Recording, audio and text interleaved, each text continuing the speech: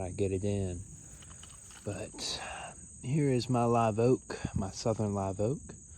As you can see, it's doing great. I put this in the ground 4 months ago in May, and it's been establishing well and growing a lot over the summer. So this is doing really well, and I'm really happy that it is.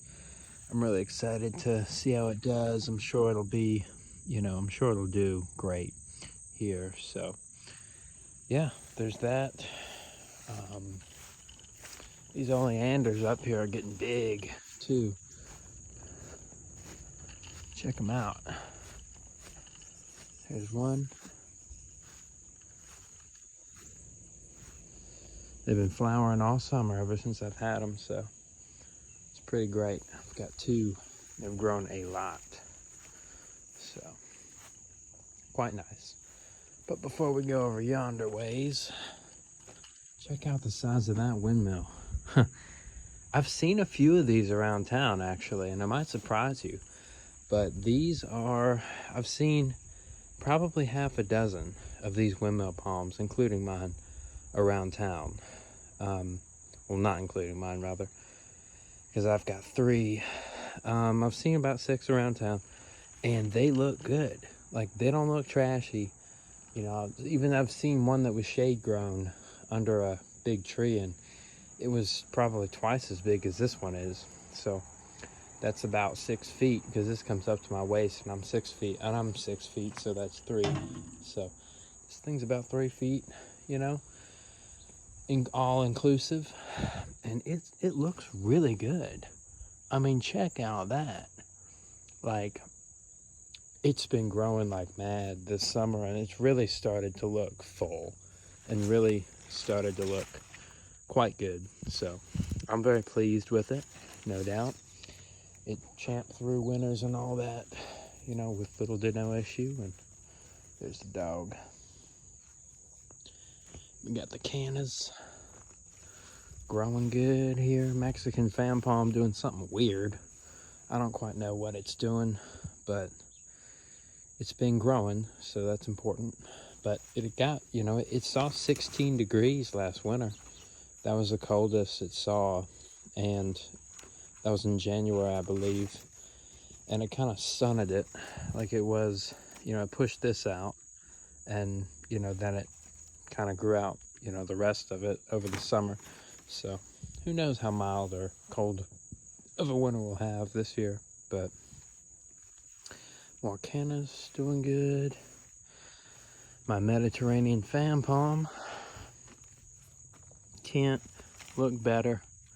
It really, it's got spears packed down in there. It looks green, and it looks like it's really enjoying this very sunny south-facing slope. It's near enough to the wall to where I think it could get, or whether it's, I don't know if it could get the heat from the wall, because it's about 5.5 feet from the wall, 6. So there's a good chance it probably doesn't get the heat from the wall in the wintertime, like those do. Those get the heat, because the sun comes, reflects the heat off of that, and, it keeps it a few degrees warmer up till probably about 3 feet out. So anyway, this is doing really good. It's got a little pup right down there, being a pup, so that's cool. Gonna put some mulch down this fall and really start to see things look good. So pumped on that. Now if you'll follow me, I'll grab that there, to my nursery. I've got my sables, the ones that survived from that pot, are all doing really good. They've been growing a ton and really starting amongst the papayas that decided to sprout up after years of just being in this soil, the seeds of them. And I don't know what this is, but it could be either a canna or a banana. I'm not sure which. And I have one pindo right here, so we'll see how they all grow. But my alocasia, elephant ear, doing good. I thought this would be a good backdrop with the Mexican feathergrass, and then my second, Trachycarpus fortuni, which is doing great. It's pumping out leaves, looking green, looking good. So this is a little guy, but small but mighty, no doubt. And then to the stars of the show here, the sable palmettos. I love these guys so much. And they grow at a pretty reasonable rate, you know, despite what people might say. But they're starting to look pretty full. I mean, if you walk around them, they definitely look like a palmetto. You know, no arguing that. This is my newer one that I put in the ground this May. And it's been doing nothing but growing and looking great. So this is its newest frond right here. Looking just absolutely gorgeous. I love the way it looks. So it's got another one on the way. They do about one frond a month. So it'll look good. My orange tree, I believe it's through growing this season, but it did a lot. So it's pretty good. It's got a little bit down here that it did. But these things are coming back. Maybe they'll look good this fall, or at least decent. This random canna, it sprouted up. Hydrangea looking good for once. Avocado back in there. And then my bananas, my forest of banana. Looks like I need to trim them up a little bit. They got a few scraggly bits. This here is my pineapple. Have yet to produce, but oh, and check this little guy out. My agave javardina. It's unfurling its second spear since it's been here. So it's growing a little bit slowly. It doesn't get a lot of sun because it's underneath the banana, but in the wintertime that'll change. So we'll see how that goes. But the bananas are sprouting up a ton of new pups, so maybe they're gonna go to fruit, which would be a treat. But I mean, it's just a jungle back in there, and yeah, gotta love them. Musa Baju. I planted some more over there. They'll look better probably next year. They'll really take off, but they've grown a bit, so they're getting there. My Livistona chinensis is doing great. Really came back. It dried out over the winter, and so it had to grow it all out. It didn't get too cold for it, but nobody watered it, and so it was inside a greenhouse, which I like doing that greenhouse for this one because it all fits. Like the whole plant fits in there nicely. So, and in this bed, that's the only thing that needs to be protected. One thing when planting exotic gardens and stuff, you need to think, you know, how much of this do I really want to protect? You know, how much do I intend on protecting? And really, this and the Mexican fan palm are the only two palms or exotics that I have that I plan on protecting.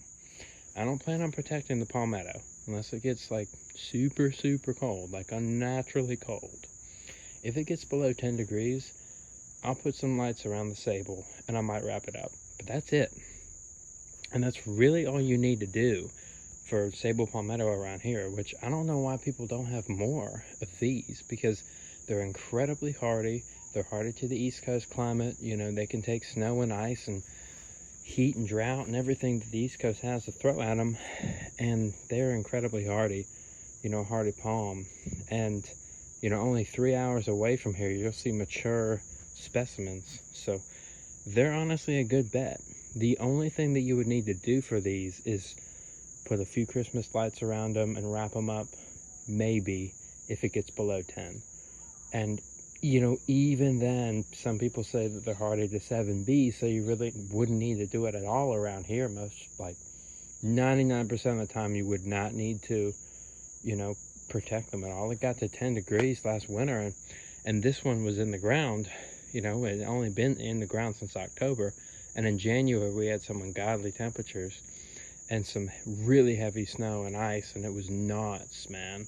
But as you can see, you know, the only damage really was just the tips the tip of this frond and a few tips on these, but that's the only damage. And then this summer it grew out and has another one, you know, another spear that it just kind of unfurled down in there. So I mean, this thing it's a good bet if you want something that's a little, you know, more, I guess, exotic, you could say.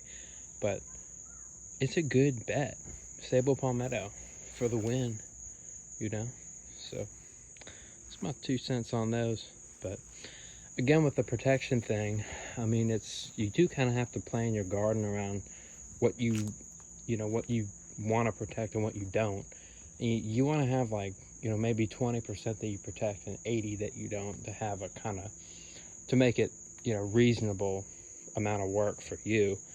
So like I said, I don't plan on protecting these unless it gets to be like way colder than it usually gets around here. So, but this guy, stick him in a greenhouse with a few bulbs and he'll be more than chilling for the entire winter, and you won't even have to, you know, do anything. You just don't even have to tap the fronds.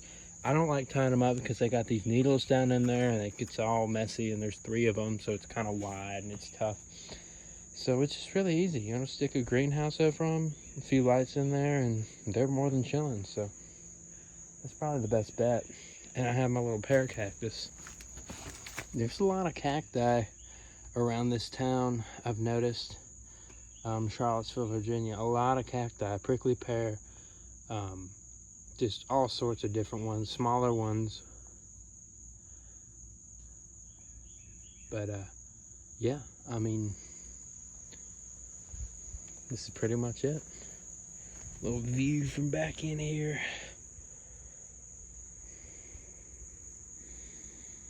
But yeah, that's all I got.